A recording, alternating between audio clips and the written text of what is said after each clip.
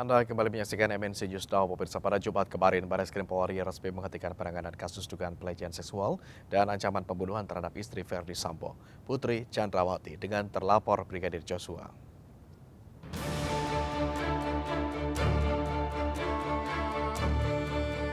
Barreskrim Polri resmi menghentikan kasus dugaan pelecehan terhadap istri Verdi Sambo, Putri Chandrawati, yang diduga dilecehkan oleh Brigadir Joshua. Menurut Barreskrim Polri, kasus tersebut dihentikan karena tidak ditemukan peristiwa pidana usai dilakukan gelar perkara. Berdasarkan hasil gelar perkara tadi sore, kedua perkara ini kita hentikan penyidikannya karena tidak ditemukan peristiwa pidana. Ya, bukan merupakan peristiwa pidana, sebagaimana rekan-rekan ketahui bahwa saat ini juga Barreskrim menangani LP atau laporan polisi terkait dugaan pembunuhan berencana dengan korban almarhum Brigadir Joshua. Oleh karena itu, berdasarkan hasil gelar tadi saya sampaikan perkara ini dihentikan penanganannya.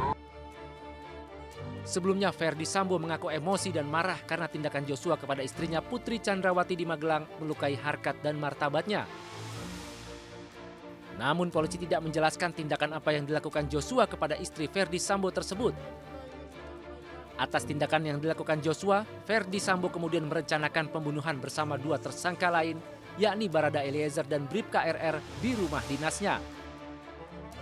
Bahwa di dalam keterangannya, tersangka FS mengatakan bahwa dirinya menjadi marah dan emosi setelah mendapat laporan dari istrinya PC yang telah mengalami tindakan yang melukai harkat dan martabat keluarga yang terjadi di Magelang yang dilakukan oleh almarhum Joshua. Oleh karena itu, kemudian tersangka FS memanggil tersangka RR dan tersangka RE untuk melakukan pembunuhan, untuk merencanakan pembunuhan terhadap almarhum Joshua. Syukur ini tersangka bunyi, ngomong. Kalau nggak ngomong sekalipun tidak ada masalah. Kita sudah punya alat bukti untuk memberikan sangkaan terhadap yang bersangkutan dan siap untuk kita bawa ke pengadilan. Namun usai pengakuan Sambo tersebut, kepolisian melalui Barreskrim Polri menyebutkan motif masih dalam penyidikan lebih lanjut. Dari temuan-temuan dalam penyidikan, motif soal pelecehan kecil kemungkinan dilakukan oleh Brigadir Joshua. Kalau 340 diterapkan, kecil kemungkinan. Lalu sebenarnya apa yang terjadi? Apakah pengakuan Putri Chandrawati bohong? Yang jelas skenario awal yang disusun Verdi Sambo telah runtuh. Ya, teka-teki kasus tewasnya Brigadir Joshua hingga kini masih menyisakan pertanyaan publik, mulai dari penetapan tersangka, motif pembunuhan hingga dugaan pelecehan yang sempat disangkakan di awal. Publik kemudian menanti keterangan dari istri Irjen Verdi Sambo, Putri Chandrawati, yang menjadi salah satu kunci kasus kematian Brigadir Joshua. Akankah kemudian Ibu Putri ikut terseret dalam kasus pembunuhan sang ajudan? Telah bergabung bersama kami melalui sambungan Zoom pakar hukum pidana Universitas Indonesia, Eva Jani Zulfa. Selamat sore, Bu Eva. Assalamualaikum. Waalaikumsalam warahmatullahi wabarakatuh. Selamat sore Mas Agung. Sore Bu Eva. Langsung saja Bu Eva, ini kita sudah simak bersama juga informasinya. Kasus pelecehan PC sudah masuk SP3. Keluarga Joshua ini bisa lapor balik atau tidak? Ya, kalau karena ini sebetulnya delik biasa ya, bukan delik ajuan. Kalau kita bicara soal adanya laporan palsu ya di pasal 220 KUHP.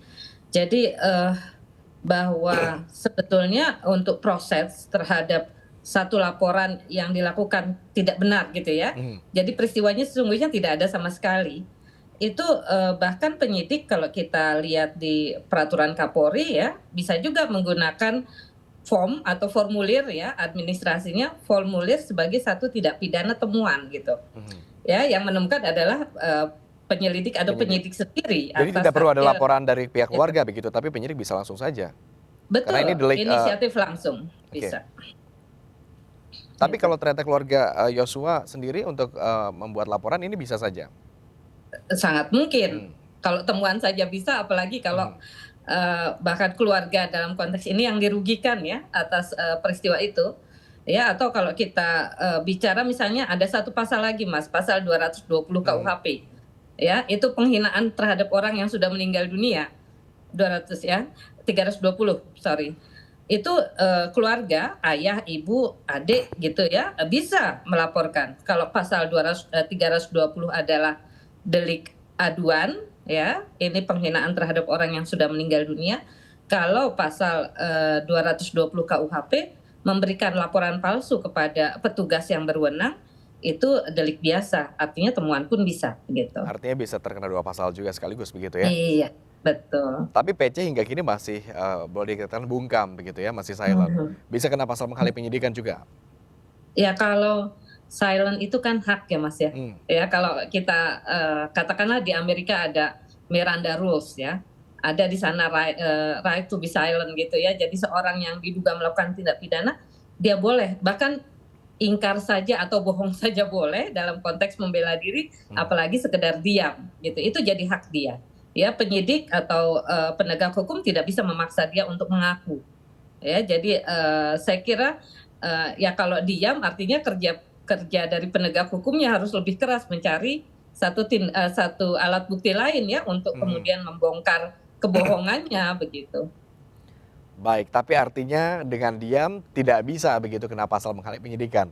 Ini hanya karena dia baik. Tidak, karena perbuatan itu dibenarkan dalam konteks HAM ya, jadi tidak melawan hukum begitu. Ini berarti PC tidak mungkin jadi tersangka begitu, atau mungkin atau tidak jadi tersangka dalam pusaran kasus ini? Iya, kalau yang bersangkutan memang orang yang kemudian melaporkan satu peristiwa pidana, atau barangkali dia meminta ya jasa katakanlah penasihat hukum gitu ya, pengacara untuk mengatasnamakan dirinya memberikan laporan kepada kepolisian gitu ya bahwa dirinya sudah kemudian terjadi sebagai korban tindak pidana. Kalau itu memang terjadi dan itu bisa dibuktikan, artinya dia memang melakukan apa yang tadi saya kemukakan. Apakah itu bentuknya adalah laporan palsu pasal 220 KUHP atau bahkan menghina orang yang sudah meninggal, karena menghina dengan mengatakan bahwa orang ini gitu ya melakukan satu tindak pidana pada masa hidupnya begitu, dan itu adalah satu penghinaan atau pencemaran nama baik pada pasal 320 KUHP. Jadi mungkin saja itu diterapkan kepada orang yang memang berbohong kepada penegak hukum ya. Baik, di awal kita ketahui juga PC ini sempat mengajukan perlindungan kepada LPSK, tapi tadi kita simak bersama-sama juga bahwa permohonan perlindungan ke LPSK tersebut juga ditolak. Dari tanggapan Anda seperti apa? Ya, LPSK punya kriteria terhadap siapa ya atau pihak mana dia bisa memberikan satu perlindungan. Ya, kalau kita lihat pada pasal 10 Undang-Undang LPSK itu kan kewenangannya ada di sana, Mas Agung ya, seperti kepada korban itu pasti ya, kalau dia adalah korban tindak pidana, atau kepada saksi. Ya dia bukan korban atau bukan pelaku, orang yang menyaksikan gitu ya atau mengetahui satu peristiwa pidana tapi dalam konteks ancaman, atau juga bisa pelaku yang memang posisinya adalah justice kolaborator gitu, artinya pelaku yang mau membantu penegak hukum membongkar satu tindak pidana begitu. Tapi ya, bukankah ada aturan juga yang menyebut jika saksi menyaksikan sebuah kejadian namun tidak melaporkan kejadian tersebut, itu juga bisa dilaporkan juga begitu atau tidak? Iya, yang ada sebetulnya pada pasal 221 KUHP. Ya, pasal 220 KUHP itu kita bicara tentang orang yang menghilangkan bukti gitu ya, atau orang yang menyembunyikan buronan. Gitu. Ini konteksnya lah ini. Tetapi tidak ada yang mereka menjadi menyaksikan sebuah kejadian kemudian tidak melaporkan, itu tidak bisa. Ya, tidak. Saya kira tidak ya. Nanti takutnya semua masyarakat akhirnya nanti jadi jadi terkena gitu ya, seolah-olah itu adalah peristiwa pidana. Justru yang melaporkan tapi dia tahu persis bahwa itu tindak pidana tidak terjadi, itu yang bisa. Baik. Ya. Baik. Tadi Anda berbicara terkait kriteria mana pihak yang bisa diberikan pelindungan oleh LPSK, menyebut beberapa tadi juga kriterianya. kriteria apa saja sebetulnya yang bisa didapatkan agar akhirnya LPSK kemudian bisa memberikan perlindungan kepada saksi? Karena kita tahu PC kan ditolak, tapi Baradae diterima begitu permohonan Iya, perlindungannya. iya. Karena kenapa pada Ibu P ini kan ditolak gitu ya? Karena dalam konteks statusnya dia bukan lagi korban. Gitu. Kalau mau dikatakan sebagai pelaku kan yang bisa dilindungi adalah pelaku yang adalah justice kolaborator. Dalam posisi ini pun P belum dalam kriteria itu, Mas Agung. Oke. Jadi jelas LPSK kan nggak punya kewenangan ya terhadap orang yang seperti itu gitu ya, yang Baik. nggak masuk. Tapi beliau dalam menjadi kriteria. saksi, bukankah saksi juga bisa menjadi salah satu kriteria? Bisa saksi ya, kalau kita bicara tentang saksi yang memang Mhm. dalam kondisi-kondisi tertentu perlu dilindungi. Begitu. Misalnya dia dalam posisi ancaman gitu ya, atau meminta kepada LPSK memang karena merasa bahwa dengan keterangan yang dia berikan kepada penegak hukum ya, keamanannya itu menjadi terancam, katakanlah seperti itu. Ya, khususnya dalam tindak pidana yang serius atau tindak pidana yang memang katakanlah berimplikasi ya Baik. besar begitu. Ya, jadi memang kriteria pasti ada dari LPSK gitu. Baik, kalau Baradae, Bu Eva, ini sudah resmi jadi justice kolaborator. Responnya seperti apa? Sudah tepatkah atau Iya, ini kan satu tindak pidana yang unik ya Mas ya. Saya katakan kenapa ya dikatakan unik? kenapa? Beliau itu bagian dari institusi ya. Kita tahu institusi ini sedang dipertanyakan kinerjanya. Ya, dia diperiksa oleh kawan-kawannya sendiri. Ya, kita tidak tahu ini apakah kawannya itu memang kawan atau lawan gitu ya. Ada hal-hal seperti itu ya. Bukan berarti kita katakanlah menuduh institusi ini tidak fair, tetapi saya kira untuk menjaga objektivitas dari proses yang berlangsung, misalnya dalam konteks penahanan, kenapa tidak penahanannya di rutan saja, gitu ya? Anda mendengarai ada kubu-kubuan begitu di Iya, bisa saja karena kubu-kubuan, yang paling tepat perlindungannya adalah LPSK. Baik. Kalaupun misalnya penahanan, saya kira jangan ditahan di tahanan kepolisian, ya sebaiknya di rutan begitu, Baik.